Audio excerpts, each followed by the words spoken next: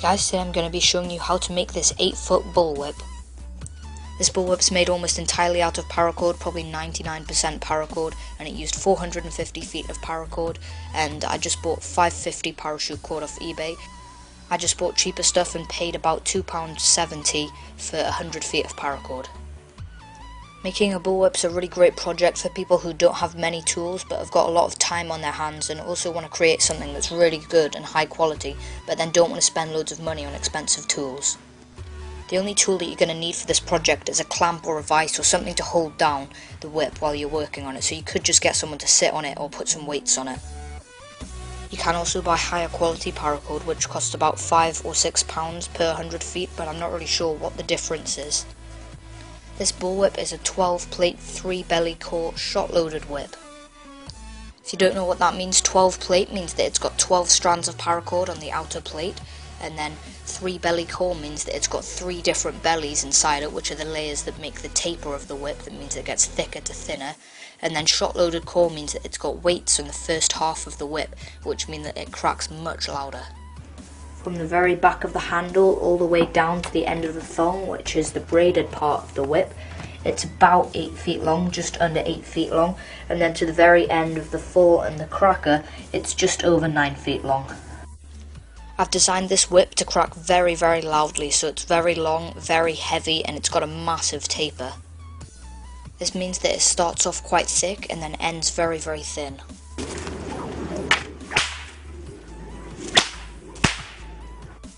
So now let's get started and see how you make the bullwhip. So obviously, since this is a paracord bullwhip, the first thing you're going to need to do is get some paracord, and you're going to need lots of it. To make a bullwhip this thick, this long, and with this taper, it took about 450 feet of paracord, so I'd recommend getting about 500 feet of paracord just in case you go over.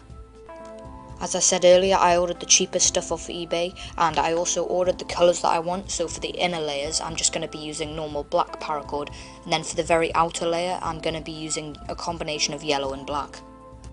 So once I've got all the paracord ready, it's time to start with the handle of the bullwhip.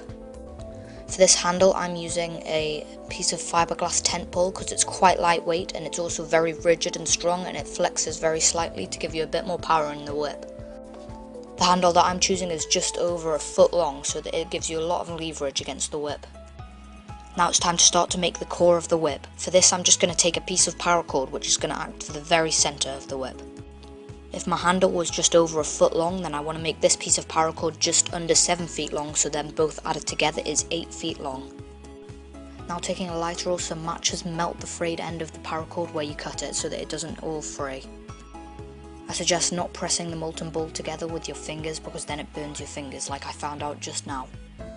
So now the paracord's got a flat solid end that's not going to come undone. Now I'm going to take some super glue and put some of it in the end of the fiberglass tent pole. I then push a couple of centimeters of the string into that hole and then let the super glue set and hold it in place. Then put super glue around the edge of the string and push it up against the end of the fiberglass tent pole that will hold it very securely in place. Leave all of the glue to dry or set and then pull it very hard just to check that it's very secure, and it is. Now that the paracord's secure in the handle, now measure down from the end of the handle all the way down the string of the paracord about 3.5 feet. I then take the string and clamp it in my bench vise, so you could also just use clamps or get someone to hold it down for you, and then I start to wrap some insulation tape or PVC insulation tape all the way down to that mark which I left at 3.5 feet. This is going to help to stiffen that first half of the core. Now that's done, it's time to build up some of the weight in the first half of the whip. This is called shot loading the whip.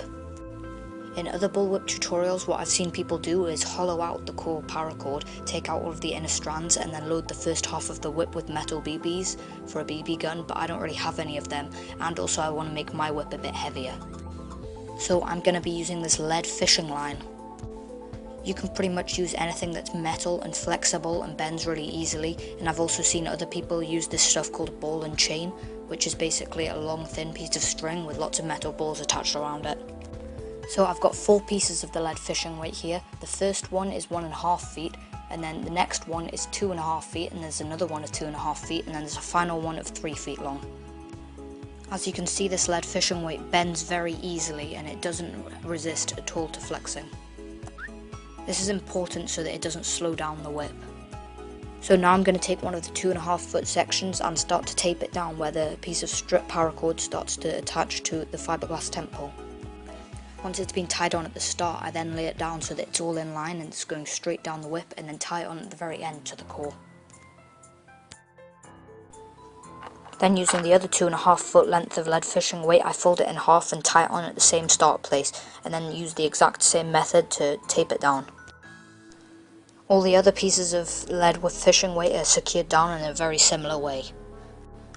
Once they've all been taped down in their respective places and they're tapering quite nicely, I'm going to then take it over to my bench vise, tighten up the vise and hold it in the right place, and then use insulation tape just to wrap around the whole thing and hold it in securely. This is what the whip looks like once all of the lead has been covered in the insulation tape. It's got a really decent weight behind it and it tapers quite nicely already. Now, to add a little bit more stiffness between the transition from the handle to the core of the whip, I'm going to add some of this flexible wire. If you do choose to pick wire, it's very important that you get a type of wire that when you bend it, it springs back and doesn't just stay in the same place. This means that when you crack the whip, it's going to bend and then spring back instead of just bending and staying in the same place and slowing down the whip motion. Here I've cut sections of the gardening wire, and I've got 2 sections at 1 foot, 2 sections at 2 foot and 1 section at 3 foot.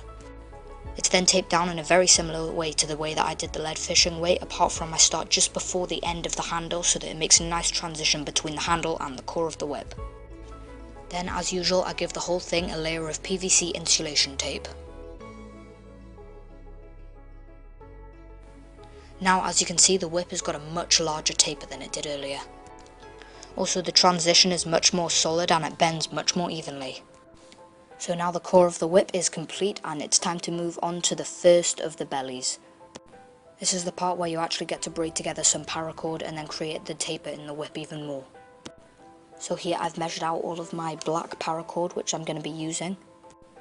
So here I've got 2 strands at 20 foot and then 1 strand at 14 foot of paracord. So the next step, if you've bought the right paracord, this inner stuff should be able to poke out. You want to pull that all the way out, but with the longer sections it's quite difficult to do it by hand. So what I like to do is I like to tie it to a door handle or something and then just pull on the outer sheath for the inner core and then pull it really hard until it completely slides out. This does seem a bit wasteful at first, but it's actually pretty much essential if you want to braid the whip properly, and if you don't gut the paracord, it means that all of the layers are very stiff and don't bend evenly at all. As I just said, this process is called gutting or decoring the paracord, and it will mean that it can bend much more easily. With each strand that you gut, you then want to find the middle like this. Once you get to the very middle, you want to slide your fingers along just to one side for about 1/2 foot and then tie a knot.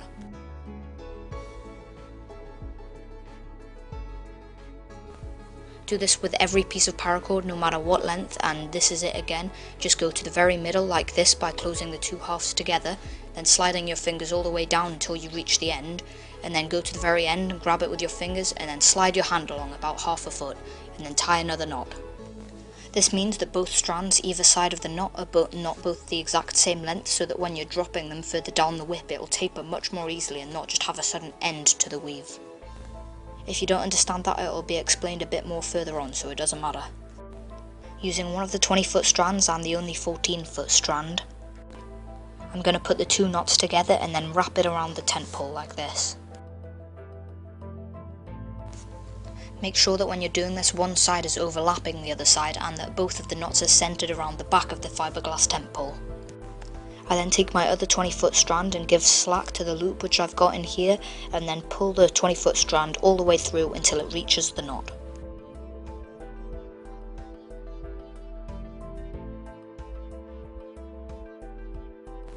I then pull one of the sides down to the left and one of the sides down to the right, so that then I've got 3 strands on one side and then 3 strands on the other side.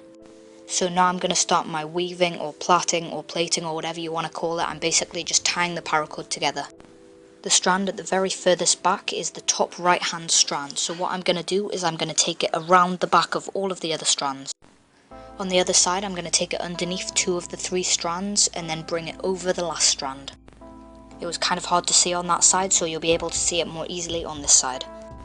So we just used the right hand strand, so now we're going to use the top left hand strand, and I'm going to pull it all the way around the back, underneath two of the strands on the right hand side, and then over the other one. I then put it back into position, slide everything back up, and pull it all tight again.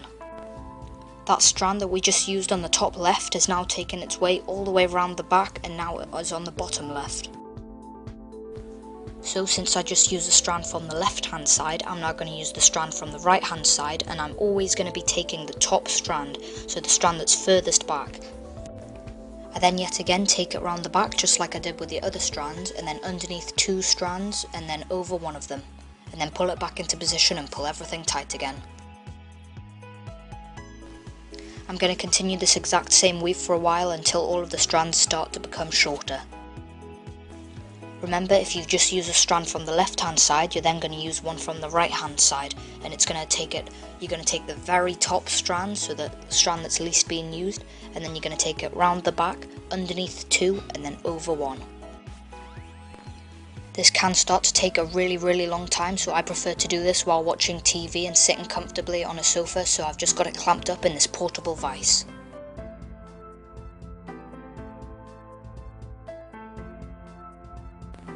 Now one of the strands of paracord has started to become really short, and I'm going to weave until that strand comes on the very bottom and I'm about to use it next, and I'm basically just going to take it round the back and wrap it round the whip. There's only about 5 or 6 inches left of this strand, and when I'm wrapping it around the whip, I need to make sure that I'm pulling it very tight. I then just clamp it up in the vise with the rest of the whip and just continue to plait normally over the top of it. But what you'll notice is on one side it's only got 2 strands because that one's not being used anymore. So I'm going to use that side exactly the same as I was using it normally, and I'm just going to take it round the back under 2 over 1, but then when I'm using the other side I'm going to take it round the back and then under 1 and then over 1 because there's only 2 strands left. Then I'm just going to repeat this pattern and use the side with 2 strands normally, under 2 over 1, then the side with 3 strands, around the back, under 1 and over 1. Make sure that while you're braiding the whip you're repeatedly pushing everything up and pulling it tight to get out all of the gaps. As you continue to braid, ignore the dropped strand and it will slowly start to get covered up by woven paracord. Once it's too short to fit in the vice jaws, just get a little bit of insulation tape to tape it down to keep it out of the way. So as you can see, I'm continuing to braid normally even after I've gone over the dropped strand, and I'm continuing with the normal pattern of under 2 over 1 on one side and then under 1 over 1 on the other side. I'm going to carry on with this pattern until another strand starts to get too short to braid with. As you can see, this strand from the other side has now started to become very short, and I'm going to drop it just like I did with the other strand. I'm going to wrap it around the core of the whip and then tie it down with a bit of insulation tape just as I did earlier. Now as you can see, I've only got 2 strands on each side, and this is really simple to braid with. You simply take the strands around the back as normal, but instead of on one side going under 2 over 1, you're going to go under 1 over 1 on both sides. So to explain it more simply, you're basically going to have 2 strands on each side, and as normal you're going to take the very back strand from whichever side you just haven't used. So say I just braided with the right hand side, I'm going to take the left hand side strand, I'm going to take it round the back and then up through the middle of the 2 strands which are on the other side, then round, over and pull it tight. Then just continue to braid like that until all of your strands start to become really short. So one of my 4 remaining strands has become too short to work with anymore, so I'm going to wrap it around the core and tape it down just like I did with the other strands when I dropped them.